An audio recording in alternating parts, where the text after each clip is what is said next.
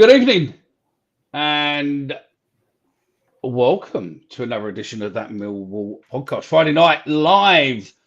Only a few weeks now until the new version starts. Obviously, I'm joined by the one and only Frankie. Good evening, Frankie.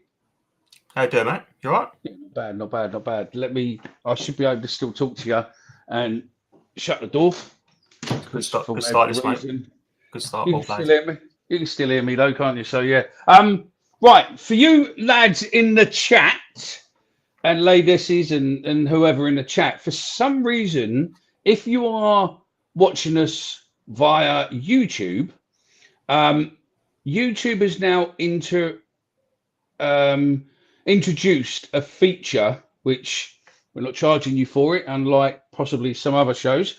But the more you comment, the more points you get, and that puts you up the rankings. So at the end of the stream, thereabouts, we will be able to tell you who's number one. So for instance, right now, Beeline is number one.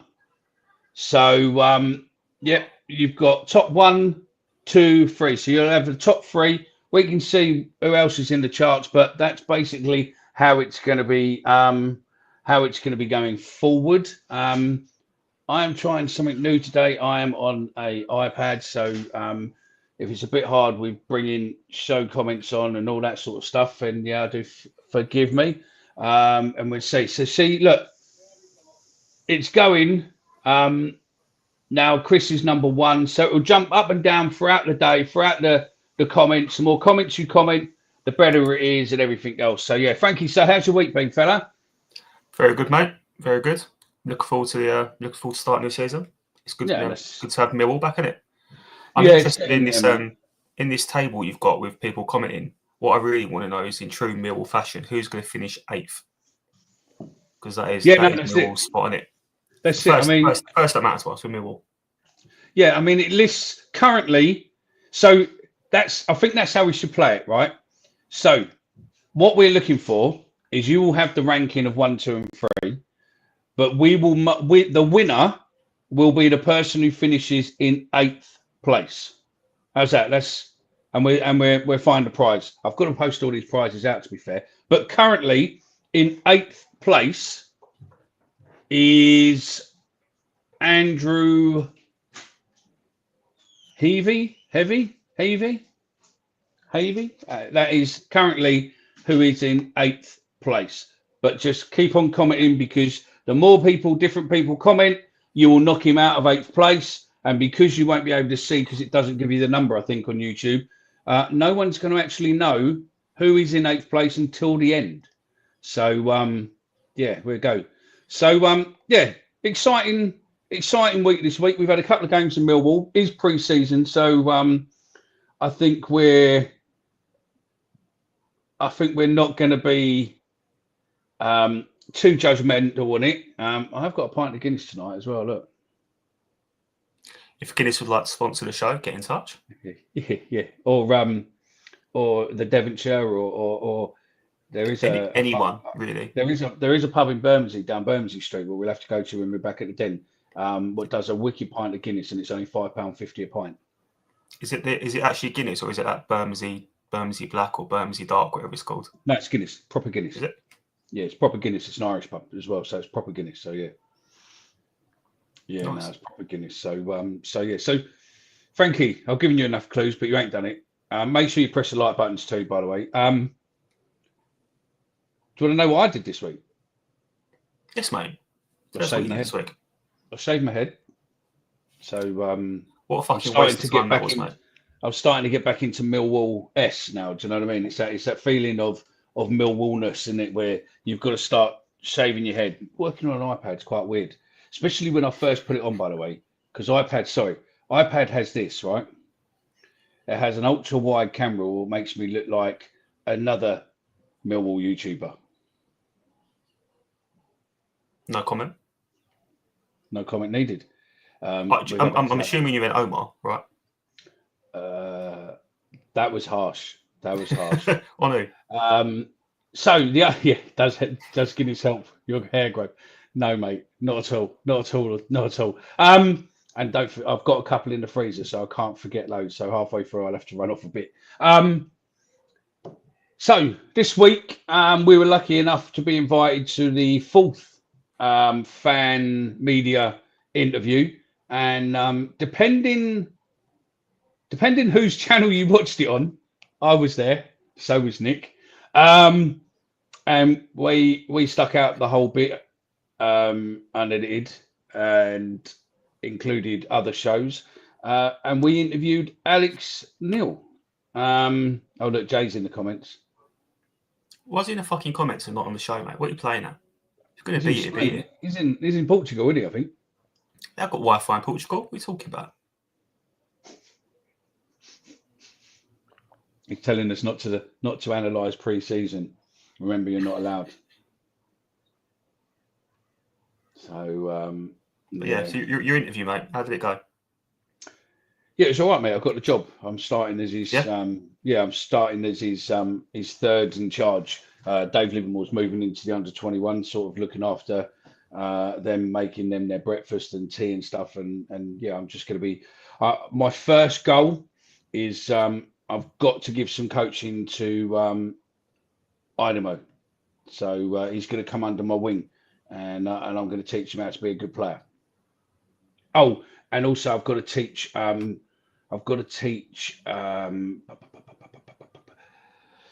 Langstaff how to keep the ball down rather than keep fucking skying it, because I've got to tell him that he's not Ricardo Fuller. So, mate, if you can do that, you'll be a better coach than fucking Pep Guardiola, mate. So I am a better coach, and later on this, when come the new season, you will see that I'm Mickey Simpson, football manager, as well. So yeah, we can't give everything away, but yeah, you'll see. So yeah, why was Fat Dan infiltrating our podcast? He wasn't. Fan media, basically, Max, and I might as well do this before we go into the Alex Neil and speak about that. Basically, Max McKillen at Millwall, who's I think now pretty much he's director of communications. I think he is. I might have got his job title wrong. I might have given him a higher promotion than what he was. He's come up with an idea a couple of months ago about basically he wanted to bring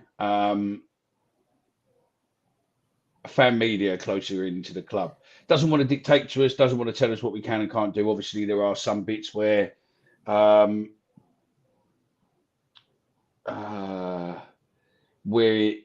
certain questions what we can't necessarily ask, or they're being embargoed, etc., etc. But most of the stuff is open season. So yeah, we've done. Who have we done? We've done Jake Cooper, we've done Caspar, we've done Kevin Nugent, and we've done this week was Alex Neil. And every one of them, honestly, and massive thanks to Max, but every one of them has been superb. I can't figure out. There we go. That made me comment. That made me laugh, by the way. So yeah, every one of them has been absolutely superb. I mean, really. I mean, Jake Cooper was brilliant. Caspar was good. Kevin Nugent was really good as well, and Alex Neil was really good. So yeah, no, it's good. It was I didn't ask football related questions because, as regular listeners and viewers know, my football knowledge can be written on the back of a postage stamp. I leave all the football analysis of, the wannabe Gary Lineker to Jay, because they both got big ears. You can be I don't know, who would you be? Ian Wright, maybe? Micah Richards. Yeah, well, I was thinking more that Omar and his always out on the pitch would probably be his gym activities and all that. So I'd say him, and I'd say you would probably, maybe you, Alan Shearer. Could be worse, mate. Could be fucking worse. Or I might have to be Alan Shearer with a bald head. But yeah, we're sus that. So yeah. I've got a couple of questions for you, actually, mate, about these interviews. So this is off the cuff. No one knows this is coming, including Mick, so this could go wrong. Obviously, having the opportunity to actually speak to Alex Neil and stuff and spend a little bit of time with him. what would you say is what stood out in the interview? And I guess for anyone that hasn't watched it after the show, go and give it a watch. Yeah, you'll find out about pie and mash. Yeah, I agree with you, Jonathan. I think Max has taken a real gamble, to be fair, because let's be honest, Nick, really safe option. Chaps, probably a safe option. Dan, pretty much safe. I would say that with out of us four, we would probably, from the club's eyes, possibly be the most unpredictable sort of, because we come across as, I don't know, everyone thinks we're the Antichrist and we are what's what, but we're not. But yeah, it would have been, I think Max has taken definitely put his cock on a block here and done it all. And I think so far it's gone all right. I think we've done everything what's been asked of us within the rules. And I think there's the Podfather who's probably stuck within the rules, but I can't obviously speak for everybody. So yeah, what would I take? What would I take from Alex Neil? I think he genuinely wants to be here. He genuinely gets on with Steve Gallen and James Berylson. He's definitely brought into the project.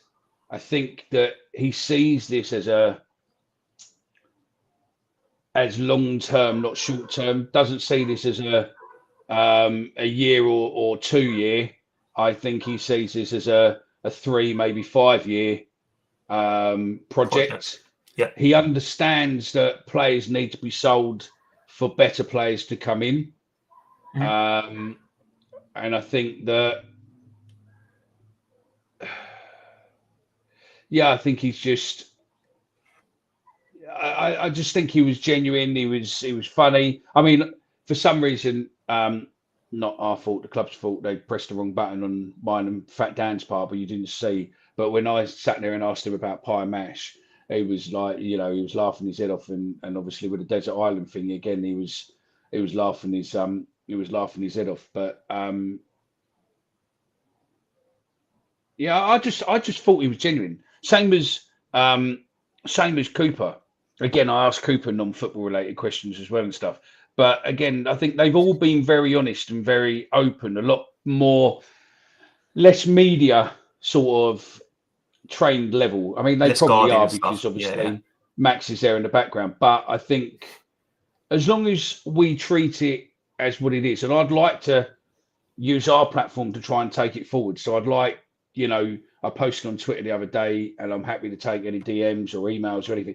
If anyone's got any ideas you want to see, stick really with interview sort of style stuff at the moment. But I think if we make that work, then we could probably go into other things like, some people have been suggesting like, crossbar challenge or, like challenges against players and this sort of stuff and all that lot, which I think if we can make this bit work and it's great interaction and everything else, which it has been. I mean, it's been seen. We put it out as clips and we've got the full video on.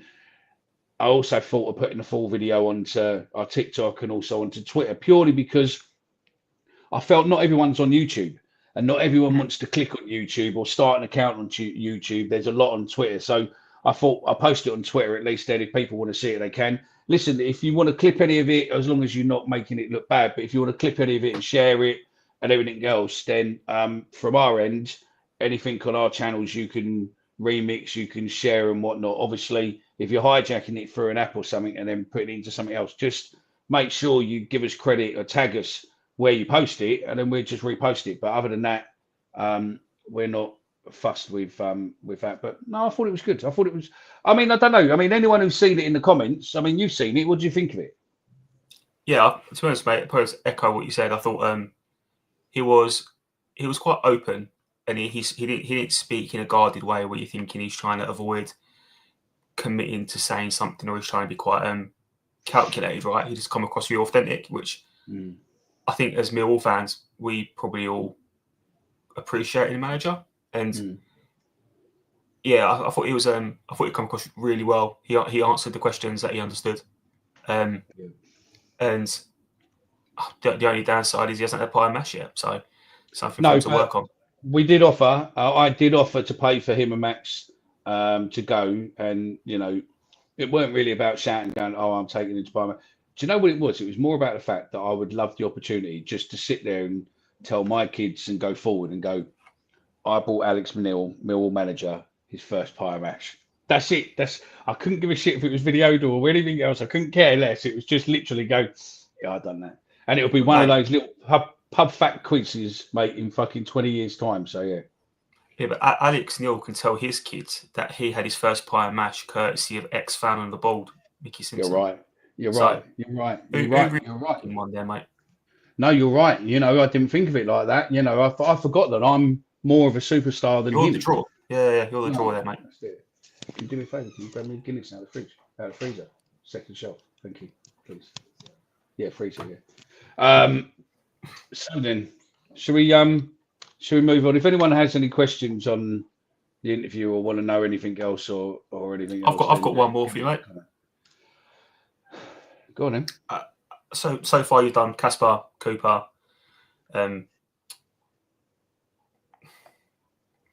Kevin, Nugent, and Neil.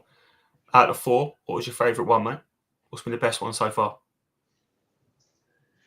That's a hard one, to be fair. I would say I liked Alex Neil a lot, and I'd like to do more with Alex Neil, if that makes sense.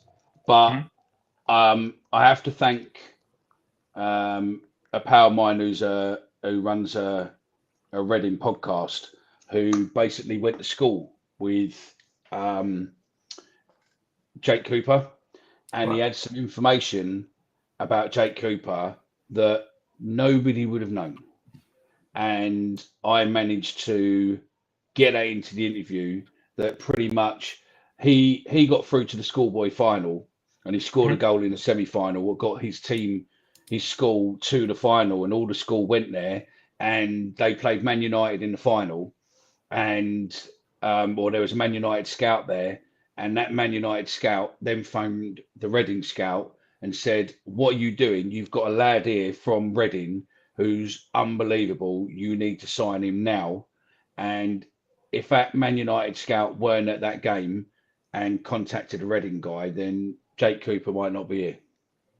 Jake Cooper probably thought you were fucking on some sort of register, mate. You know about his the worst school games, for fuck's sake. Do you know what the worst bit? Do you know what the funniest bit? He was like, "How the fuck do you know about that?" And then literally, as I started saying the question, I sent over a message to Max, who was standing next to him, and I sent over a message, and this was a picture of the football team from that day. So it was like, "Bop, there you go." So yeah, quality. It's all good. I have to drink Guinness Zero because I'm fucking on tablets. So yeah, I can't touch that. But the season is here, mate, and then we'll be in the pub, and you lot can come and join us. So yeah. So we played what, 2 games this week. 3 games this week since the last show. We played Palace.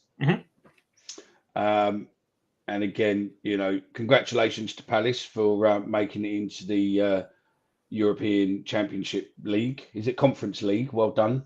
Well done. Unfortunately, you're always in our shadow because we actually got to the Europa League. But still, keep trying. You might get there eventually. I've got the programme for it behind me. Have you? So we've got the proof, mate. No one can fucking take that away from us.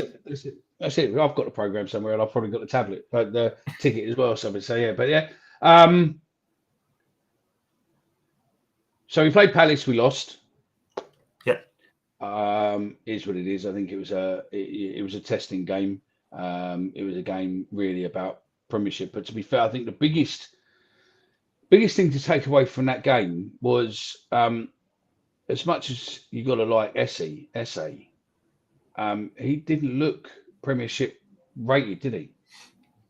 No, he struggled to get into the game, didn't he? And I think, to be fair to, I want to say Ben Drake, but I might have got his name wrong. He largely just kept him quiet in that first half, and then he didn't really get a sniff. to your point, mate, it's hard to analyse these games, isn't it? When you've got a break after half hour, 11 substitutions, the games didn't flow. Second half, I thought we were a bit quiet, but we first half, when they had their stronger team out, I actually thought we looked pretty tidy from what I saw. Admittedly, I didn't see the old first half. Yeah, Chris, listen, more than happy, mate. We'll meet up before match Monday, mate, and I'll buy you a pint of Guinness in Harrods or whatever if you want, mate. It's all right. It's not everyone's taste. To be honest as well, I don't know if anyone else thingy, but I don't know what it is. The zero does taste slightly better than the full alcohol one. I don't know about that, mate. It does out of a tin. Out of a tin, it does. It's weird. But the best thing as well is if you do half and half, it tastes so much better. I reckon it is out of all the 0%, I think it's the best one in terms of it's the closest to what it's trying to imitate. It's not fucking awful. So no, that's it. Well said. No, that's it. So yeah. What Simon B says, mate, you might have to help me with the comments because being on the iPad, it's a nightmare. Simon B says, what I like most is he had no idea what Dan's questions was. Yeah, no, did I. So, yeah, it was one of those. It was quite funny watching it. So, yeah. Northampton friendly. We won 3-0. Mm-hmm. Langstaff had a chance. And again, we'll be talking about this next week in training. I will tell him, don't lean back. Don't lift your head up, mate. Just lean over the ball and just put your foot through it. And, if you could just score. I don't give a fuck how you do it. Just score, please. And just stop thinking of Ricardo Fuller. You don't need to be putting the ball elsewhere, mate. It's fine. 3-1. Youngsters played. 3-0. What was it? I mean, the youngsters played, and obviously both strikers played. What you got? Bobby's been kidnapped by the mafia. Best of luck, Bobby. No, I thought Northampton was interesting, mate. I don't know what your thoughts were on it, but I thought, and we had this conversation in a group chat earlier, and we was talking about pre-season friendlies and over-analysing the importance of them and all that nonsense. But I think they are, if nothing else, a really good audition for some of the kids. And I thought in that first game, particularly Lamptey in midfield, I thought was excellent. Looked a cut above everyone else that sort of made their debut in the game. The kids that come in the second half, 2 fullbacks, again, really good. Was it Jack Howland? Come on, I thought he really stood out. I thought all the kids that come on played their part, held their own. I mean, Benicio Baker obviously got an assist, and after he got that assist, looked a completely different player, mate. He just looked like he went up a couple of levels. The confidence you could tell was oozing out of him. Yeah. So it was encouraging. I think what's interesting is, again, I've had this conversation with Dan earlier, but in both games where you can hear Alex Neil shouting, fucking hell, mate, he does not stop trying to get people to push up and squeeze, play higher up the pitch. He's constantly giving them feedback and coaching the sideline. And you obviously you never hear that, would you, on a normal Saturday? So no, it was, and I think it was interesting. And I think that's the thing. What we found out with COVID, wasn't it? When we had COVID. Not when we had COVID, but when COVID was here, you could hear the management and you could hear the players shouting at each other and everything else. But yeah, again, when there's not many people in there, fuck me, it definitely does come across quite well. So yeah, and you can hear what's what. And he is, I mean, this is probably as well what people have got to understand. This is probably the longest he's had on the grass of him since he's joined. Yeah, good point. Yeah, it will be. Yeah. So, yeah, put that in your pipe and smoke it, Jay. By the way, just so you know, currently in 8th place is Mr. Negative himself, Jay Thomas. I'll give you a rundown of the top fans at the moment. At number 1, GC London. Number 2, Andrew Weavy. Number 3 is Jonathan. Number 4 is Stephen Chilton. K9H. Does that mean you're a K9 handler, or is that just K9H for, I don't know, whatever? B-Line is number 5. Mark Murphy is number 6. Number 7 is Dan Riggs. Number 8 is Mr. Negative. Number 9 is Dan Chappell. Chappell, and number 10 is Andy Roberts, but he's not that Andy Roberts. So Dan Chappell, however Mickey pronounced it 3 times. Then, if you could put a big shift in for the next 40 minutes, mate, and get that 8th spot, everyone would really fucking appreciate it. You'd do us all a huge favour. Yeah, that's it. That's it. So yeah, it was nice to see both the keepers, both the strikers score as well. Yeah, I thought Coburn when he come on in the second half against Northampton was actually really good. Just to see him both score early, like we've seen strikers score in pre-season before and then turn out to do absolute naffle. We've all got carried away with this bit back in the day, didn't we? Yeah. But to see him get a break the duck nice and early, first goal of the season, perfect way to start, isn't it, right? Yeah, no, 100%. Then we played this morning, and we played. Is it Elche? Elche, which is a La Liga team. Yeah. So then they've just got back into the top league in La Liga from. Can you shut the door, Fred? From a long period out, they've gone from 3rd to 2nd and now back into La Liga. So congratulations to them. 2-1 defeat. Langstaff scored. Offside, but he scored. So it's getting closer. My coaching's working. At least we got the ball in the net. Okay, so don't worry. Positives. Now, were you shocked? And let us know in the comments. Just a simple yes or no. Were you shocked that Kundal looked all right? Is this for the comments or for me? Both. Was I shocked? No. I do think there's a good player in there. There's a reason we bought him. There's a reason Wolves rated him. There's a reason all these other sides were in for him. But it was a bit pony last season. I don't know if you watched his interview, but he pretty much said as much in his own interview that he was disappointed how he played last year. Yeah. I think what now he's hopefully he can stay injury free. Fucked it now, no doubt. But hopefully he can stay injury free this pre-season, and then look a better player next year, mate. So I do think there's technical ability there, isn't there? He's definitely a player, isn't there? Yeah, 100%. So no, I weren't that shocked. That wasn't the comment I wanted on, but yeah, that would do. It was that one there what I wanted on. So I'm having to double click on the buttons, but yeah. No, I think he was a good player. Coburn injured. I heard he got injured just as he after the first training session, but I don't think it's anything major. So yeah, that's fine.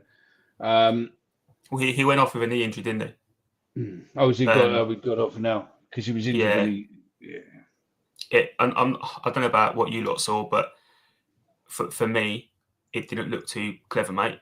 You could tell he was in a bit of pain, a bit of discomfort, head in his hands, holding his knee. And this is Millwall, isn't it? Bought a £5 million striker. He's definitely going to be absolutely crocked now. Touch wood, he's all right. It's just a bit of a precaution, but it didn't look clever in my opinion. Yeah. No. Our trialist, what was there? The Australian. What was your fault? New Zealand, sorry. What was your fault? What's his name, mate? Kiwi. Is it? What is his name? Is it? That's fucking wrong. He is a Kiwi. He's a New Zealander. He's Australian. He's New Zealand. He's Australian. Is he Australian? Oh, he is Australian. The fucking keeper. Fucking Australian. The keeper's fucking. The keeper's. Yeah, you can have that. Yeah. There. No, I was getting them muddled up there, but yeah. Is it Luongo? Massimo Luongo. There you go. Close enough, mate. There we go. So we go there. So what's your thoughts on him anyway? Yeah, I thought actually in this game he looked a lot better. You could tell by looking at him he's probably behind the rest of the group fitness-wise, and he looks like he's carrying a bit of timber. Who am I to judge people, but it looks like he's maybe a little bit overweight, but technically on the ball today and stuff, I thought he looked quite sharp, and you could tell he looked after the ball. I know, mate. I know. If he's watching this, he's thinking, "Who the fuck are you, Jesus?" But yeah, no. In this game, as opposed to Northampton, I actually thought he looked. We probably saw a bit more of the player that we think he's going to be. Right, he looked like he had a bit about him. So encouraging, free transfer if we do sign him. Yeah, if we do sign him, and obviously Australian not thinking, so yeah, not Kiwi. So yeah, I suppose the big one there is, and again, I'm reading your notes, by the way, so I'm just going to give you the credit before anything goes. But I do like the way that I'm reading them out and I'm getting to things where I'm thinking, you know what's written, you can come in here and you're just throwing me under the bus going, no, off you go. I didn't have my phone out, mate. I was so engrossed in what you were saying, I thought, I don't need my phone. You've put on there, fitness concerns continue. Yeah. Obviously, RBW, Negley, Aziz, potentials Coburn, Mitchell, Lovelace, Serge, Matthews, Nisbet, all didn't feature. Yeah, sorry, I was Serge was got injured the first training session when off the plane. That's who I was thinking of when I got him confused with Coburn. Fuck me, I'm getting Aussies confused with Kiwis and fucking Serge confused with fucking Coburn, and they're like that in there. But yeah, hey ho, it's what it is. So yeah, sorry. What's your thoughts on it, mate? I think it's really concerning. We obviously spent the whole of last season struggling with injuries. Don't seem to have done much to rectify it, whether that be with facilities or through personnel. And now we are 3 games into pre-season, and that list is already... I've probably missed names off that, by the way, but that list is already as long as your arm. I mean, we're saying they're injured. We're not necessarily... We don't know how badly or they didn't play, so they're obviously not as fit as... Mitchell's definitely injured. Lovelace is injured. Serge is definitely injured, I know. Matthews, I don't know about. Nisbet, I've got no idea. Obviously, Danny, Jensen, we know. We won't even talk about them. Yeah, Danny, obviously, we know. Aziz, I don't know. Bangura Williams travelled out with him, as far as I'm aware, but didn't play. No, I don't know why, though. But, yeah, I mean... I don't think it's massive. I don't think it's massive concern at the moment. But yeah, if we get into the season, then I think we could be in problems. Get in the chat what your thoughts are on it. Personally, obviously you've heard Mickey's thoughts. Mickey's not too concerned at this stage. I am. I think this is a massive concern. We seem to have started where we left off, mate. And if we want to get playoffs, we can't have this amount of injuries throughout the course of the season. Something's got to change, right? And we're going over old ground here. We must have had this conversation about 5-6 times already. But that's a long old list of players that haven't featured so far in the 3 games we've played. It was also one of the things what Alex Neil said. He said obviously we've got the injuries, but also the problem is that looking to get players in, it's the fact that the Premiership's only just come back. So the Premiership players are only coming back, so they haven't had time to sit there and, mate, I am Millwall. This must be your first time watching this, is it? Because, right, I'll give you a couple of things what you'll get used to the more and more you watch is, one, we tell it how it is, but one, I am fucking shit at football knowledge, which everyone will know, and everyone in the comment will go, I second that. And 2, I fucking can't pronounce people's names. It's one of those things, unfortunately, that some of us live with, and that's it. But can I add a 3 and 4 in there quickly, please, mate? Yeah, I can say cunt, and I can say fuck, and I can say dickhead. So at the end of the day, and wanker. So I'm all right. I can survive with that. Go on, what you doing? The third thing you need to know about Mick is he was ex-fan of the board, and the fourth thing you need to know is the fourth thing you need to know is it is what it is, and that is Mick. It is what it is. It is what it is. So I agree with you there. So but yeah, I mean, are you concerned or not? Yeah, massively. Oh, for fuck's sake. So Jay is now out of number 8 position. Guess who's in number 8 position? Dan Riggs. Yes. I'll ban them before we finish, so don't panic. Long overdue. No, I don't. I mean, I think if we were on the final day and pre-season and the season was starting tomorrow, and we had 8 or 9 players out, then I think I'd be fucking shitting it. Thanks, Beeline. Half the entertainment on his channel is Mick fucking people's names up. What's the other half? I thought that was all of it. Mate, telling people I was fan of the boys there. Mick can only pronounce players' names if they are the same as Beers. Do you know what? That could be. We're obviously bringing in a new format of how we do Friday night for the new season, and we're working on loads of bits and pieces. That could be because we're looking at a couple of little games in there. That could be a game, couldn't it, where you just basically get 3 or 4 abstract player names, and you give them to me, and I have to pronounce them. We put them up on screen, and I have to pronounce them. And obviously, we run a total of how many I get right throughout the season. So, the other half of the show is Frankie's stats, which I haven't done for about 10 weeks, mate. So, no, I've still got your stat tune. I've still got your stat tune there, mate, but I won't play it. Thank you very much. So, I need to put my show notes back up now. I think just we said about you weren't concerned because it's not the last day. I think the reason I am concerned is if you look at Billy Mitchell last year in particular, he got a bit of an innocuous injury in pre-season around this sort of time, funnily enough. Never then got fit. And that then seemed to seep into the whole season, and he struggled until, December? If we have more situations like that, you just leave yourself so far behind, didn't you? And that's what concerns me, mate. That's why. Yeah. That's why I'm getting nervous already, I think. Yeah.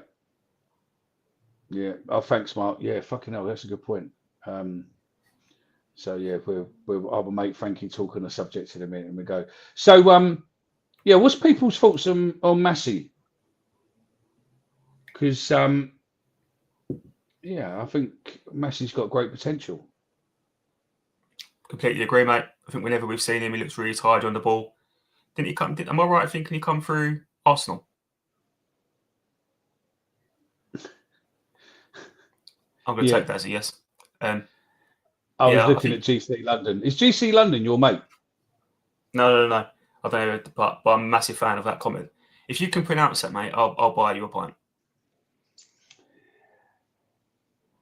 I would say that it's probably Chukwuemeka. No, I would say Chu.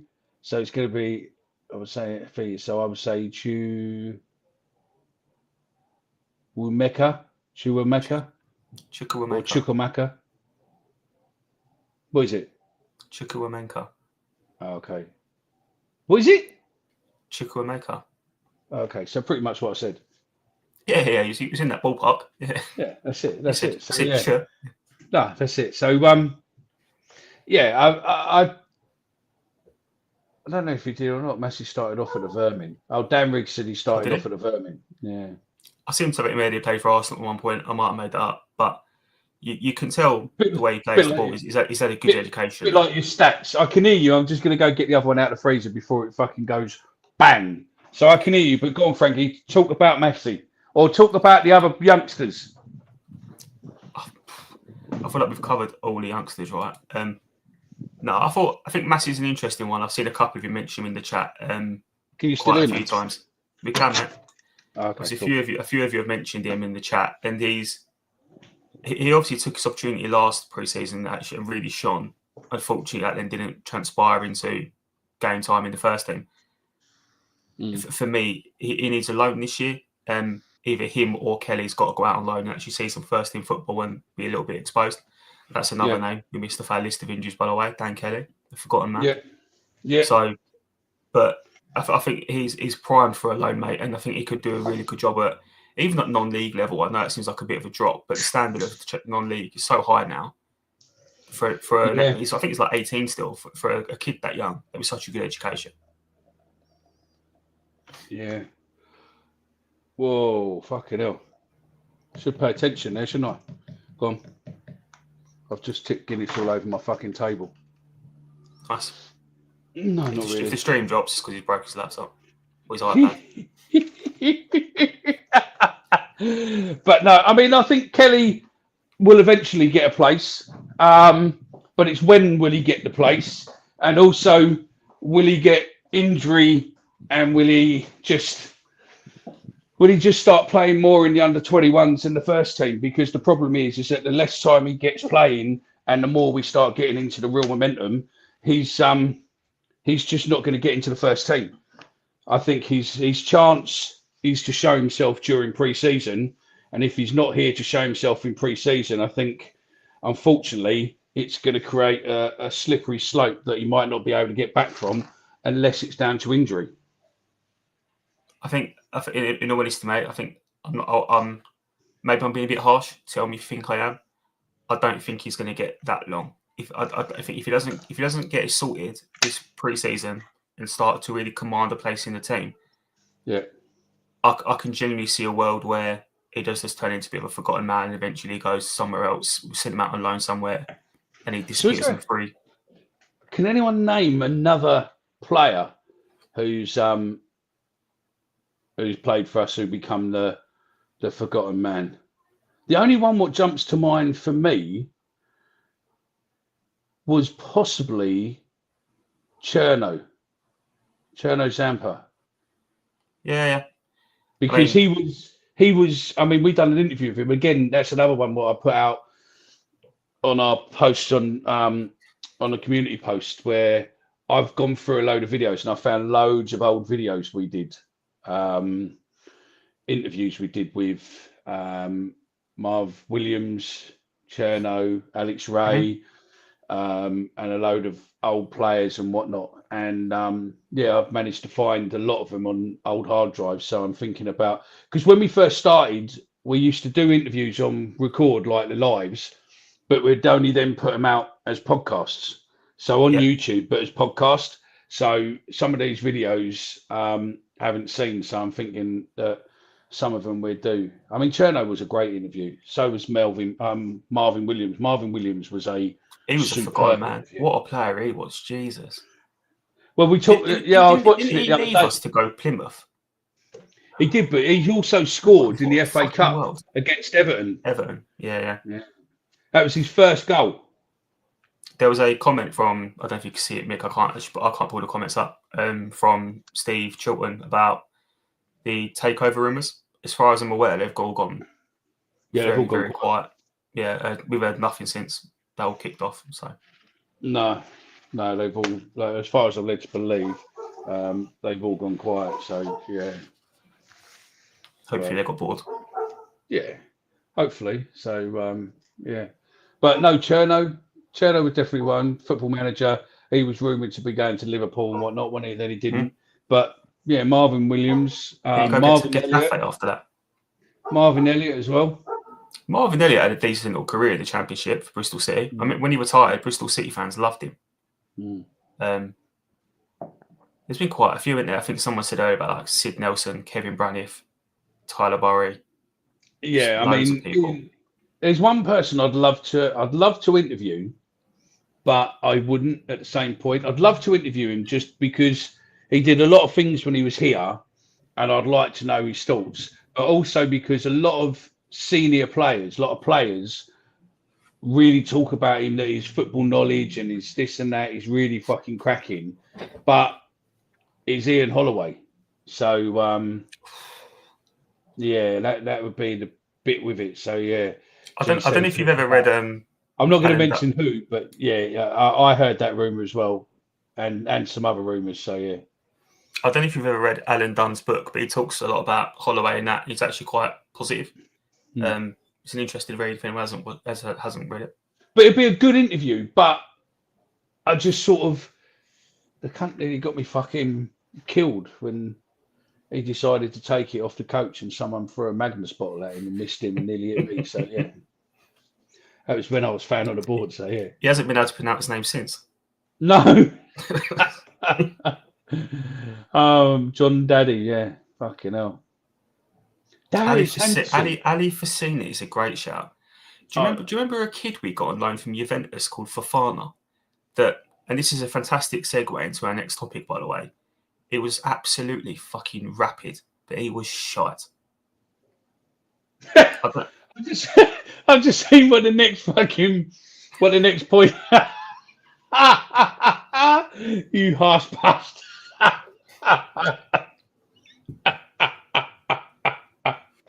Oh, mate, yeah. With Ali Facini, Omar would be absolutely going mad on that one, mate. He loves him and all that. And mate, Darius Henderson. Do you remember didn't he score 2 hat-tricks in the season? He was built like the Hulk. He was built like the Hulk, wasn't he? He was fucking huge. He scored like 15 goals in a season, but only scored in 6 games. Something stupid. Like, just if he turned up, he was getting a hat-trick. Otherwise, he weren't asked. He was a big lump, though, wasn't he? When he took his shirt off, he was just fucking massive. You just think, like, fucking hell, that geezer spends all his time in the gym. Talk about forgotten men. The most forgotten man of forgotten men. We signed a right back from Wickham called McCarthy. I think he made one sub appearances and went back on loan to Wickham in the January. Like, or talking Wickham, Paris Cohen Hall. Yeah, that is a forgotten man, mate. Yeah, he was quite a forgotten man. Ben May, he weren't really forgotten. Once you saw Ben May, you never forgot him. Didn't he allegedly steal a toilet seat? He wasn't alleged. I've got that on video of actually listening to what happened there. So yeah. I thought I said allegedly for legality reasons, mate. I thought No, I think he was charged with it, but yeah, we're see on there. So then, go on in, Frankie. You want to talk about it? Off you go. You can talk about the next topic. I'm staying away for this one in case he comes after me, mate. No, do you know what? Actually, despite the fact that I was quite harsh just then, I think I'm actually going to defend him a little bit here. For anyone that's not seen it or doesn't spend much time on Twitter, like myself, Idemo Maku obviously struggled today in the first half. I think it's fair. Didn't have the best of games. He's clearly a confidence player, and at the minute he is frighteningly short of confidence. Second half, actually, to be fair, did look a little bit better. Got the assist for the goal, but he did get a little bit of let's call it feedback on Twitter, right? Some of it quite harsh. All people are entitled to opinions, right? And that's the nature of football. You work in a public-facing role, and people are going to be able to. Adrian Siri is fantastic, by the way. What a thrower! He could throw a ball from our ground to fucking Charlton. Yeah. But another Australian. When are you Australian? No, Canadian. Canadian, yeah. But yeah, he struggled that first half. The second half looked a lot better, but got a little bit of stick on Twitter, and then decided to start liking tweets, replying to people. It looks like he's deleted anything that he did say. Can we just say that we don't know if it's his or if it's his agency? So, but obviously, you've got to be careful replying to Millwall fans because it can blow up really good. Currently in 8th place is Mark Murphy. I think, again, get your thoughts in the chat. Mickey, come ask you your thoughts in a second, mate. But I think just where I stand on it, I do think we're quick to give people stick as Millwall fans, right? We can be quite harsh. If he wants to give a little bit back, he didn't say anything that outrageous. He just, I think from what I can see, the comments on his Twitter account just said, like, thanks, or thanks for the feedback, whatever. He wasn't anything too outrageous, didn't call anyone thickos, didn't swear at anyone. You've had all that. No, I think I think he's got something about him. Listen, there's a little Irish lad here who's got something about him, and I think I'd rather him come back and give a comment like he did than get all arsey and throw his toys out the pram. I much prefer he just come back and just literally full of sarcasm and just went, "Oh, thanks, and thanks for the support" or something. Do you know what I mean? Rather than anything else, it is what it is. At least he can give it. Yeah, exactly. And he gives it. And good luck to him. Do you know what? And he's 21 years old, right? He's a young kid. If we're being real, he's I think to your point about giving a little bit, it would be nice if he maybe showed a little bit of that same bite and passion on the football pitch. But I think you've got to look at it. I think he's got to come back. I think he had a bit of a nightmare season last season. The problem was that Neil Harris absolutely ruined him. Ripped him a new arsehole over the Brighton game. Ripped him apart, and then pretty much didn't want to play. Preston. Yeah, and I mean, depending what you talk to, there was rumours where, allegedly that, there was concerns raised about why he weren't playing when, other players weren't well, but, weren't fit. But we know that, Neil had his favourites and whatnot. That was obviously proof with Bradshaw, etc. But he is an impact, and he's just got to learn to get his fitness for the whole game. But he's got to be more consistent, isn't he? If it's an impact, I'd rather him coming on 60, 65 minutes and do something. Then great. On the flip side of what I've said, because I've backed him here, and I don't mind him having a little bit of a dig at fans. And this is his fourth season at the club. Can't remember. I think it's his third. He joined in January, so I think it's technically his third full season. Yeah. He hasn't improved enough. If we're being completely honest, from the player we bought to the player we've got now, he's still remarkably similar. Still plays like an 18-year-old. He's got to improve. But I agree. I mean, there's two great comments there. I mean, Beeline says people love Morrison because he gave it back 100%. And I'll tell you another one. I'd stick a Maku up front. Now, it is a shout because I think that was where he played before, wasn't it? When he was in Ireland. But again, I don't know. He has got speed. There is something about him. But you just need to bring that out, and hopefully Alex will bring that out. Because I don't think Alex is someone who would chastise someone over one bad game. I think he'll look at trying to bring people on. He spoke about him last year that, he's had a couple of bad times, but then he's learned and he's moved forward. You've got to remember he's 21. When he come over from Ireland, it must be a big change of game, speed, quality compared to over there. And then to come here and then get sort of dropped in the abuse, but dropped and, hounded to a level. Yeah.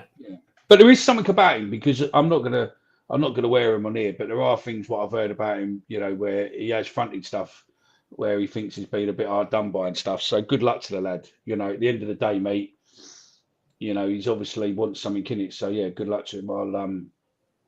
I would say the jury's out on him for now. So yeah. And do you know what? It's interesting because reading the chat and seeing the reaction on Twitter, I think the fan base is probably quite split on him in terms of the actual the reception of how he's done so far, which is fair, I think. So it's Chris Brown says a number 10 could work.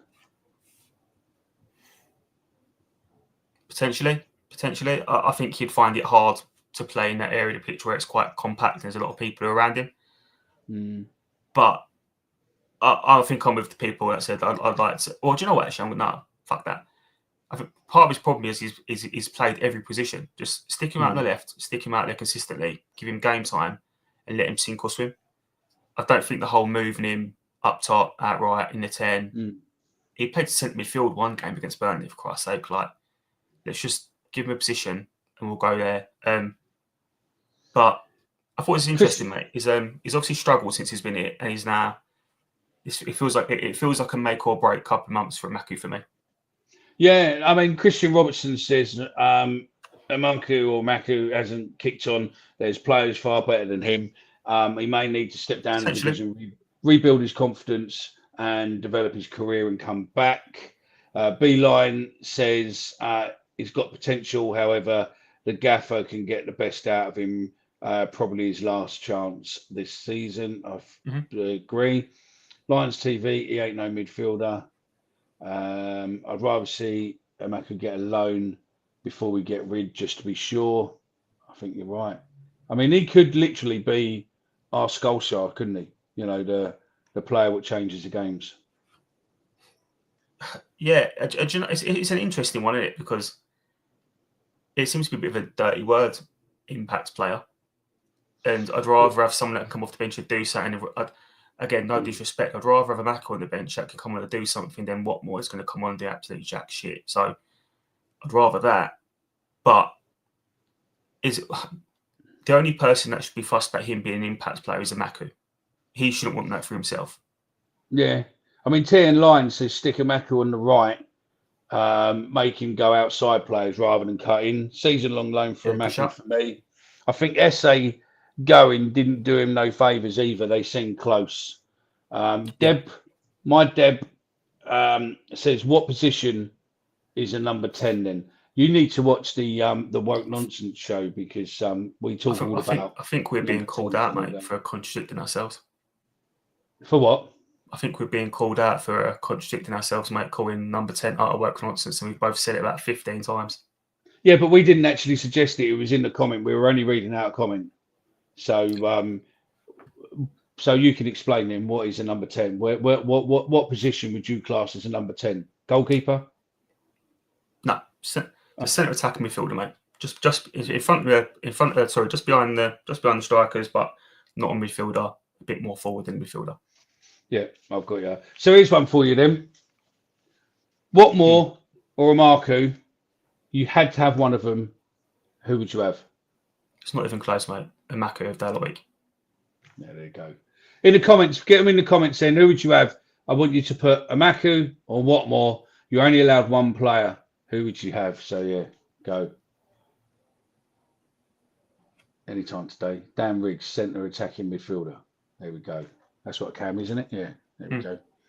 So then, let's get on to we'll drag out the last bit. No, we won't. I didn't realise. Last minute, I looked at the clock. It was 30 past, and I'm thinking, how the fuck are we getting to an hour? But we got distracted, mate, by naming old players that were forgotten men. That none of us forgotten because we all fucking said them. Yeah, so. No, that's it. Dan Riggs says, rather you on the wing, Mickey. Fucking you wouldn't. The new shirts. I think, if I'm honest, the home shirt.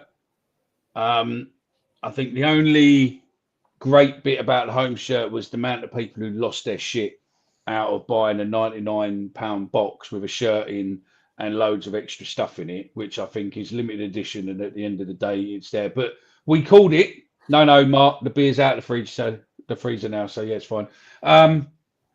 We called it. There's quite a few of them now on YouTube and eBay. And personally, I wouldn't be putting them on eBay because the club will see all of them on there, and they're probably you won't get invited to another one because they think you're just gonna fucking make money out of it. So yeah. If you've got one and you want to sell it, feel free to reach out to me personally, and I'll be or me. Yeah. If you want to sell it, reach out to me, mate. So yeah. Fuck that. And if you've got an army shirt and you don't want it anymore, it's my 50th in September, so I'll take that. I've got one in a wardrobe, mate. Name your price. And I'll hang it. I'm not fucking paying for it. You can give it to me. I was ex-fan on the board, mate. Do you know what? I joined not long after that done. Not after that come in, and yeah, I abused Thingy Williams for, how the hell he only ordered 1,500 of them. Fuck knows, mate. It was just the worst decision I think ever. But at the end of the day, people still moaned about that at the time. So yeah. But a home shirt, not really my thing. To be fair, I was shown something from a merchandising people that we've got there is a copy sort of version of that with our logo on it. Well, it looks quite cool. But I don't know if we'll be able to sell it. We might be able to wear it, but I don't know if we'll be able to sell it. But now, the away shirt, that's fucking different gravy. There is something about that. I think that is fucking lovely. Yeah, mate. I'm a huge fan. It's a nice colour. A little bit of a champagne-y cream colour. Spot on. If I'm going to be ultra critical, because that's normally why I am, I don't care for the little teal mint accents on the sleeves on the collar. I like that. Yeah, I do. I do. I think. I mean, to be fair, I'll be much more pleased with that as our first shirt than the shirt we've got. Even though it's supposed to be, so I'm told that it's supposed to be a shout back to the first shirt we've ever worn. Mm-hmm. but I'm hearing that the third shirt's black and gold. Nice. So yeah, let's get through some of these comments. So yeah, home shirt is just the wrong blue for me. Mark, I totally agree with you. I think it should be a Dundee blue, a dark blue, really dark blue, like proper, not that blue. Don't worry, Frankie, the shirt is only large. I like the navy. We must be the only club in England that plays in navy. Well, definitely in the top two. Definitely in the top two tiers. Yeah, maybe. So yeah, Julian Lyons TV. I bought 3 kits, 2 home, 1 away, £320. Fucking hell, really? Well, they're only what, 60 quid each, and they 65 quid each. So how does it work out at the 320 unless you fucking? I think a men's is 55. I think, but if he's got postage and stuff or names. Yeah, I suppose with names and all that, look, yeah, maybe. We might have something coming up with shirts and stuff. I'll tell you, if you're not already subscribed to us, yeah, I agree with you there as well, Diggs. Home shirts should have had gold trim. Absolutely, 100%. Yeah. I heard a rumor that it was having gold 1885 embroidered through it, like into the thread, but maybe that could be the third one. I don't know, but we'll see. And I agree with Dan Riggs there. I think the keeper's shirt looks much better than the home shirt. The yellow looks fucking mustard.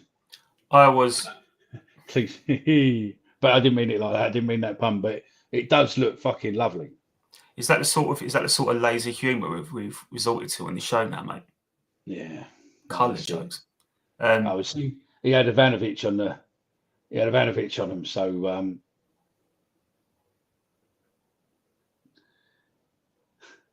I'm not even going to pronounce those other names. I think, what was it? Ender and Eon. Put them on the screen, mate. Put them on the screen.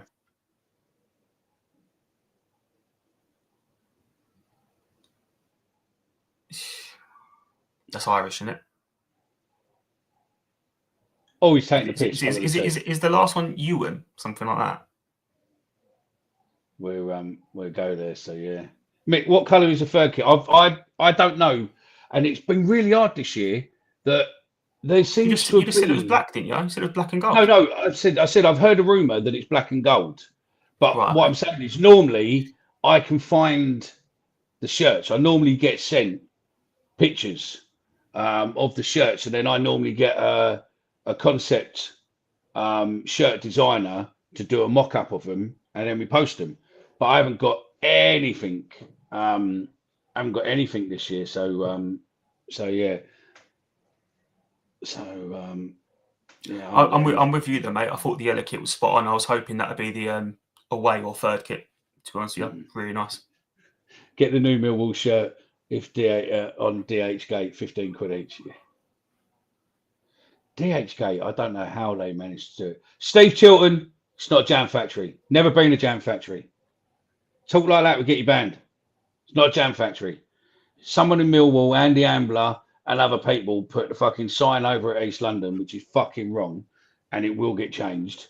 But it is not a jam factory. They were a silversmith. They were basically silversmiths who made tins and whatnot, but they did not make preservatives in the factory down here. It didn't. So yeah. Sorry. It's just one of those little things, mate, what drives me mad every time, where there's been so much people putting out false stuff, going blah blah blah. There we go. Anyway, we were talking about something what we wanted to do. That's what we do, mate. I think that we're gonna put things right. There's so many mistruths around Millwall. We were talking about it earlier. There's so many mistruths around Millwall that we should do it. Same as we should make the real Millwall brick as well, because there's loads of them there's loads of videos of them what are wrong, mate. Do you know what I mean? And it's like, where people put fucking coins and all that. As far as I'm led to believe, and Chris Brown and you sort of other guys on there, you wrap it up, you wrap the paper up, blah, blah, blah, put it through your hand, and you put coins on the outside of it, so that when you used to rail back then, you'll go bosh, and then you could literally just throw the hand, the newspaper, the coins all disappear, and you've got nothing on your hands. That's what I was told with it. and also the Millwall brick, you can fold it and use it as a lump hammer as such. And if you've done that on your own, not taking it, that's one of the things I would never want on anger done to me, mate. Because fuck me, I bet that hurts. The Millwall and if anyone in the chat's ever done a Millwall or used a Millwall brick, do not put it in the fucking comments. Yeah, no, do not put it in the comments. Do not put it in the comments. Keep that to yourself. Come and see us on a match day, and we can have a chat there off the record. So yeah, but yeah, the yellow one is lovely, mate. Yellow one is lovely, fantastic, and yeah, but yeah, that's all good. I like the green one, and hopefully it's black and gold as a third one. So yeah. So yeah, Andy Roberts, Millwall sword. Yeah. So what else you got? Anything? I think we had one more topic, mate, which I can go on. So again, get your thoughts in the chat. Let us know how you feel about it. Are you concerned? Are you relaxed?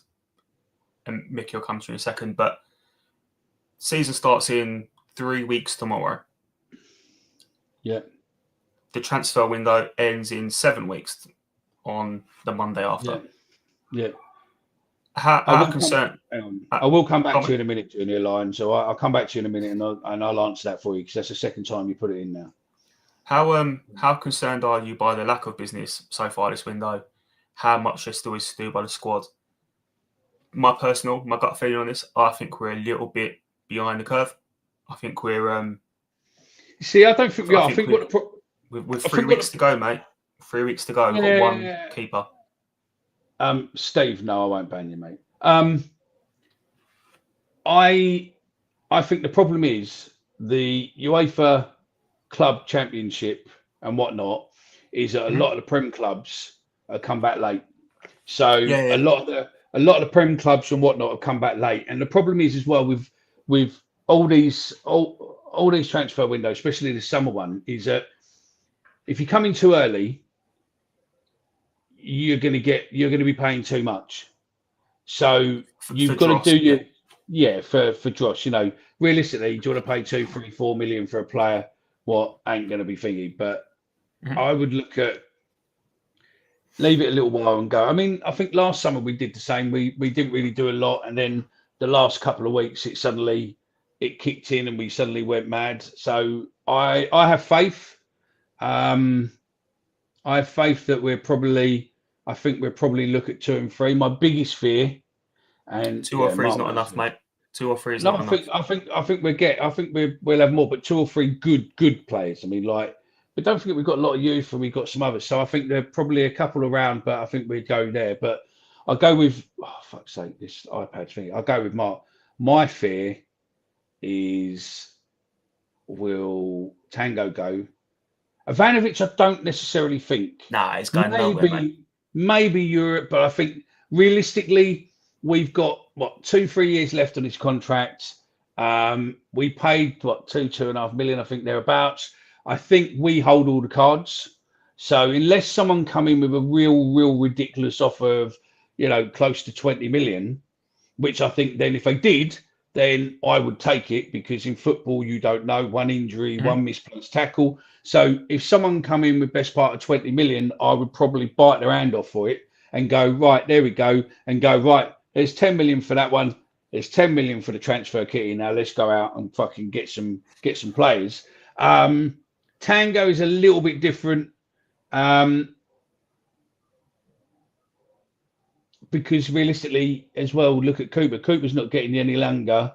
So you're going to need to look at replacing Cooper probably next season. Do you really want to replace? Yeah. Do you really want to replace Jaffet as well now and then look at replacing him again? Unless I don't think he will go because it's only a Prem really where we're worried about. And there's all these. Let's be honest. There's all these little youngsters, students, what are writing shitloads of fucking stories for clickbait websites. And let's be honest, a lot of AIs are grabbing stuff from everyone else, which they are. That's the way it is, right? I would say there's a lot of Prem clubs what are allegedly interested, but that could be quite simply as me going, so what's your thoughts on, on Tango at Millwall then, Frankie? And you just go, he's a good player. I'm keeping an eye on him. And all of a sudden, that is basically written as, as a clickbait headline for you to sit there and click on, where, yes, there's a release clause, which obviously we found out thanks to Richard Cowley, but that is only for a Prem club. Mm-hmm. So, is he really going to go into a Prem club, and is a Prem club going to really take? Are they going to take that risk when potentially, if he comes in on big money, say you're paying him 30, 40 grand a week or whatever, say you're paying him 30, 40 grand, because it's going to have to be more than what he's paying on us. You're paying 30, 40 grand a week. All of a sudden, first 2 or 3 games in, something happens. You've then got to fulfill that contract. So, you're not going to get him probably insured. So you're going to have to fulfill that. So I think, but it's definitely out of control of I think, unfortunately, it's out of control of the club, unless they manage to sign him on a new contract with us. I personally think Jaffet will stay. Don't know why. It's got a gut feeling.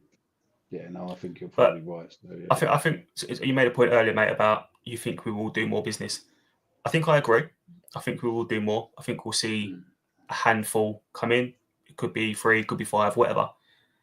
I think my concern is we started last season slowly, and we had a couple of players last season with Ivanovic, Aziz, joined late and then struggled to make an impact before January, really. If we do that again, and I get why, mate, I get the financial benefits and I get some good players available back end the window, hear all that, but we're probably putting ourselves in the same situation we were in last year. And if we are serious about a genuine playoff push, I'm just not sure that's enough, mate. And I think that's probably my concern. Yeah, but I don't listen. I mean, that's a good point there. What Andy Roberts puts there. If Sargent leaves from Norwich, his price tag could be as much as 20 million, and he's an established Championship striker. The big fucking Serb, not established, so won't go for 20 million. I don't think he would either. But what I'm saying is I think that will be the only reason that he will go this season. I can't see the club. If the rumours are true and we've had an offer about half that and it's got turned down, flatly, then I can't, the club holds all the cards and goes, no. I think realistically for him as a player, if he wants to play in the Prem, I don't think he wants to play in Italy. If he wants to play in the Prem and that's his dream, same as Fleming, then you need to give it another season. Keep playing, give it another season, get yourself a fucking shitload of goals, and then the Prem teams will come. I mean, fuck me, Man United will probably come fucking knocking for you. Do you know what I mean? If you can score goals, then they will come for you. But Man United might be going down, mate, the way they're going. So fingers crossed. No danger there. I haven't been, I went to Old Trafford with a fellow I used to work with, or a young kid there who I used to work with. I was young at the time as well. But I went to every home game in the European when they'd done the title and they'd done the triple, and watched all the 99 home games, because it was like, it cost I think we paid he had a season ticket or somewhere. He had a ticket, for some unknown reason, he got in as a kid, but he weren't a kid. He was like 23, but he got in as he looked young, spangly, fucking skinny little thing. But he had to have an adult with him. So I used to get a £10 ticket. And then it was we used to get like £5 on the coach. So yeah, it was fucking easy. We finish work early on the day, do it early, get on the coach, go up, back. By the time we get back, we start work again. So yeah, it was fucking, it was good. Yeah, it's not as scary as thingy, mate. The coach station was in Main Road when Moss Side was there, and Man City was in Main Road. And the first coach left Manchester about 2 minutes past midnight. And obviously, evening game finishes about 10:45, 10 o'clock. You walk down to the station, you have to hang around in the station, and every fucking knows who you are. As such, everyone's going, oh, they've been to the Man United game or whatever.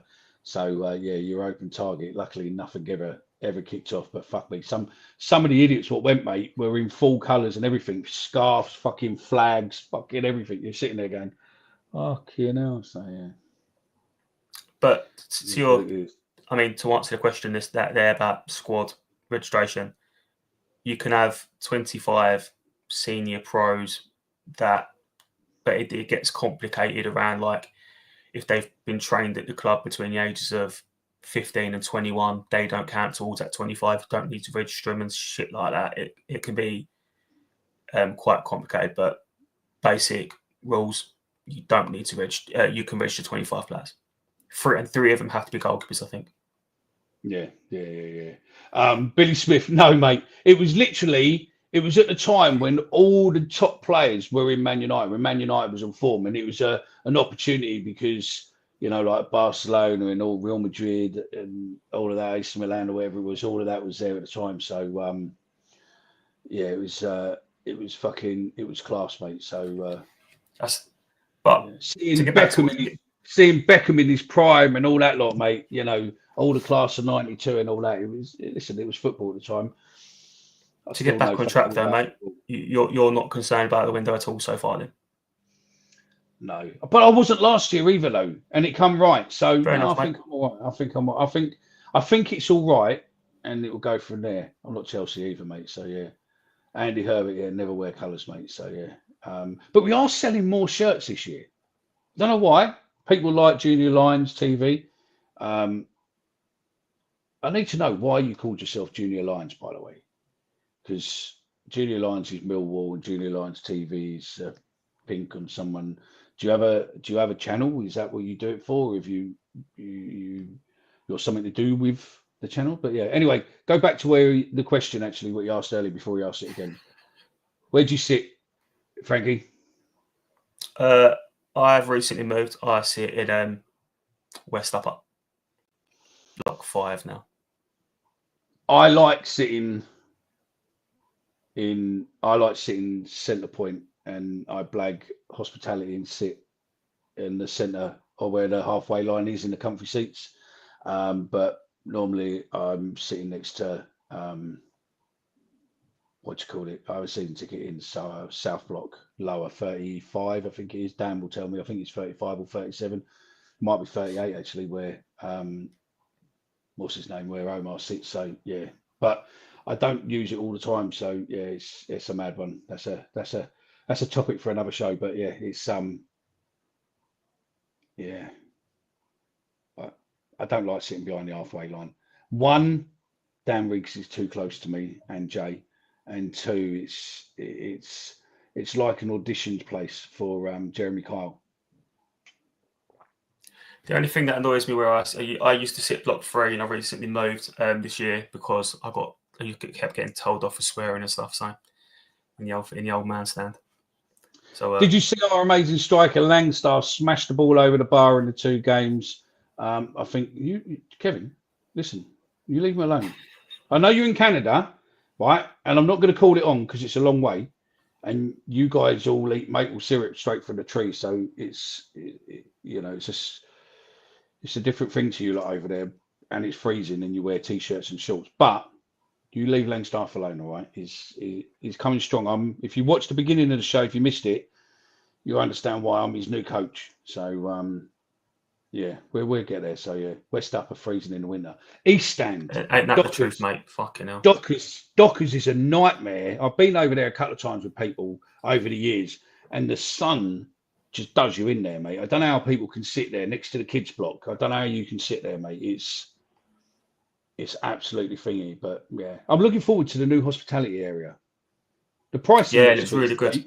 The pricing looks a bit steep, and I'm hoping that I think some of the fan media lot or us, hopefully, anyone listening, we're more than happy. But I'd like to come down and have a look because it's intrigued me because I thought it was doing what was there, but the fact that actually they've ripped all the offices out and they've made it probably 3 times as big on width, so it goes from the front of the front car park to the back.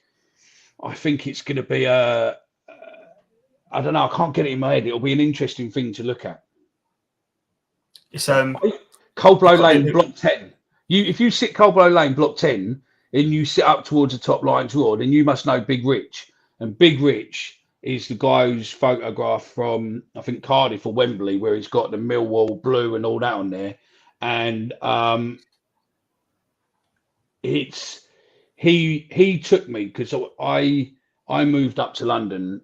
I grew up elsewhere, and then I moved to London right opposite the Den in the Cliff.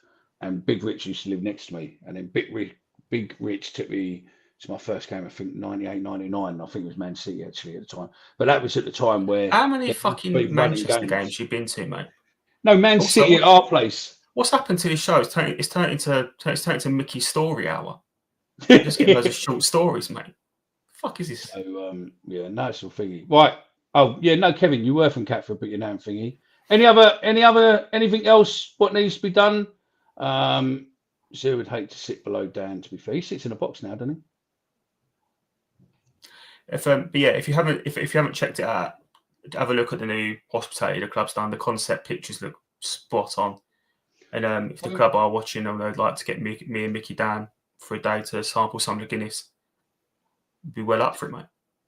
East Stand. Yeah, look at that. East Stand. East Stand near away end is like the French Foreign Legion. Told off for not swearing and sitting in your allocated seats. Different bread up there, mate. Yeah. Block 2 as well.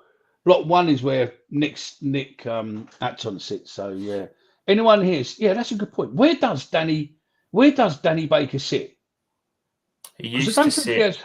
He doesn't have hospitality. No, he doesn't. He used to sit in either 2 or 3. He was to the left of me. Okay. So yeah. Okay. I've probably outed him now. No, that's it. Security risk for old Danny Baker. Right then. Number 8. Mickey's Manx Story Hour. Number 8 is hammered down, drawed, Daily Millwall. So number 1, all-time head of chat tonight on. Well, you're all on 150 XP, whatever that means. But yeah, Andrew. Where are we? Andrew Roberts is number 1. So I'd say that Andrew Roberts. That's a clap as well. Well done, mate. I'd say that Andrew Roberts is number 1. Andrew Harvey or Heavey is number 2. Steve Chilton is number 3. B. Lyon is number 4. Mark Murphy is number 5. Dan Riggs is a cunt. 7 is Andy Roberts. 8 is Daily Millwall. Chris Brown is number 9. Our Debs in at number 10. And Diggs 355 is number 11. All in all, we have about 34 of you who kept chatting tonight. So yeah, that was quite cool. I've got no idea. It's the first time I've ever seen it. YouTube brought it out, I think, over the last week. I think it's been good. So yeah, it's all been good. Thank you very much for watching. Make sure you like, subscribe. We have got a load of new things coming for next season. What's that? Yeah, share your things. We have got a lot of new things coming, so look out for some posts. There will be a lot more participation as such. We are looking that we need some of you who think you know your Millwall stuff. So those of you who think you know Millwall, we are looking for a few of you, because we're looking at doing something where we will find the most knowledgeable Millwall. Be careful, because I'll rig the final and I'll bring in a historian, but you know, I'll give you that now. No, I won't. But yeah, there'll be a few little bits and pieces throughout the season for finding people. So if you're interested in that, then watch out over the next week or two. Coming up towards a new season, there'll be a few sheets and forms and stuff what you can register and go ahead. Other than that, I think it's good. Thank you very much. Dan Riggs, be careful before I ban you. Yeah, I take it Steve and Debs knows each other. If not, we're turning into a what you're just we've a gone, little trick. We've gone from Mickey's story out to Tinder. It's fucking all going on tonight, mate. Just a thing for you, right? If you see any of our content across social media and whatnot, liking it's great, like Instagram and all that. But if you click share and just copy the link, you don't have to post it anywhere. You can if you want in your WhatsApp group. But if you just post share and click the link and like and different bits and pieces like that, bookmark occasional things, it helps us. It helps the algorithm beyond, and also subscribe. We're close to 4. We're not far away from 4,000 subscribers now. So it'd be good if we can get there before the start of the season. Other than that, I am all done. Thanks very much to Max. Thanks very much to Alex Neil for giving up your time. And if you're not seeing it yet, then you must be living under a rock, because it's been everywhere. Just check out all our social media. You'll find different clips or the full video. But I think if you watch it on our channel or Nick's channel, you'll get the full content. If you watch it on others, you won't see me. I don't know why. Don't know if someone doesn't like me. So, Frankie, anything you want to say, mate, before I have to leave and go off and cry? No, mate, been a pleasure. We enjoyed tonight. Thank you for everyone that got involved in the show, whether that's liking, commenting, being in the chat, the top 34, whatever it was, that was regularly in touch. You make the show what it is, guys. So thank you very much. Debs has moved. It's shut now, but Debs has moved now. Debs has now gone into 3rd place. So you just see a couple of little comments puts you in 3rd place. So yeah, in the Champions League spots. Yeah, that's it. So I mean, a couple more Debs. You could be in 1 before we go now. So yeah, thanks very much. This is that Millwall podcast. Make sure you follow. Make sure you like. Tell your mates. We are getting to the end of this format, and there is a brand new format for the new season, and hopefully you will like it. There's a lot of effort gone into it, so hopefully you will like it soon. If not, we're fucked. But waste time. That's our summer wasted. But yeah, other than that, see you later. If you want anything from us, get in touch, drop us a DM, etc., etc. I don't know why I'm working a mouse to bring it over here, because it doesn't work, because I'm on an iPad and I need to do it all by my fingers. So this is the longest outro ever. Well, and we didn't play the intro at the beginning, so should we play it at the end? Or no, I'll go this way. No. Oh, giddy up and get away. Oh, we're going Millwall and we're going today. Here we go, rocking all over the dance.